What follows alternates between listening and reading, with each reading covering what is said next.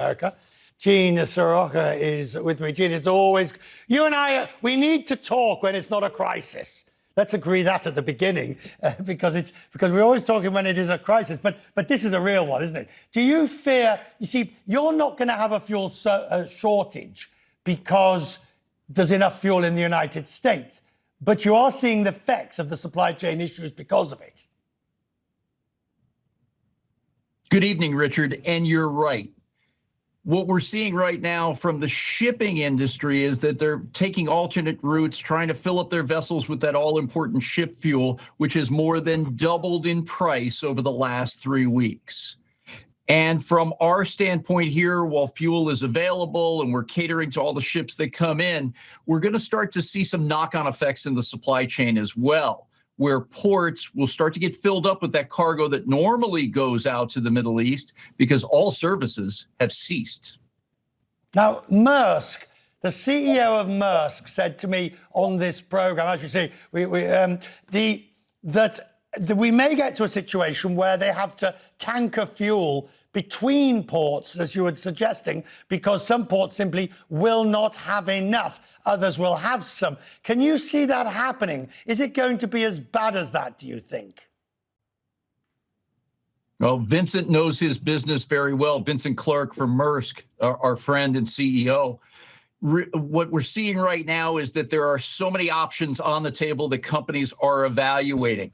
How much longer will this war go on? And if so, what are we going to do about our routes, our shipping lanes, and where we fuel our vessels? But front of mind, compared to everything else right now, Richard, is the health and safety of the ship crews that are stopped because of this war in Iran right now. You've got a number of ships inside the Arabian Gulf and many more outside that haven't transited yet. These ships are in a holding pattern. Food, medicine, and the safety of those crews are what the companies are focused on today. We had the IMO on the show earlier this week. Let me ask you, the Jones Act, there's a sort of suspending of the Jones Act. It's one of those it's almost a trivial pursuit question about what the Jones Act is, but it's still on the books. Do you believe suspending it temporarily will make much of a difference for West Coast or East Coast travel? No, I don't, Richard. The Jones Act is U.S. impelled trade on American flag vessels with American crews that can go between states, trying to simply move fuel around where we're in good shape right now and allow foreign flagged tankers and company ships to come in to alleviate this pressure point on price, I think is a stretch at this juncture. So as you look at the situation and supply chains, what worries you the most, bearing in mind the complexity and to a large, of course, obviously Pacific facing, what now is your biggest concern? Well, my concern is for our troops on the ground, the people in our supply chain that are stuck on these ships in and around the Middle East. But again, it's these next few days which will tell a real story here, I think, Richard, and that is, what are the impacts that maybe we just don't see yet? Congestion at other ports, manufacturing floor space taken up because our Middle East colleagues are not buying. That consuming public looks a lot like America. They buy shoes and furniture, apparel and electronics similar to what we do. That has all stopped.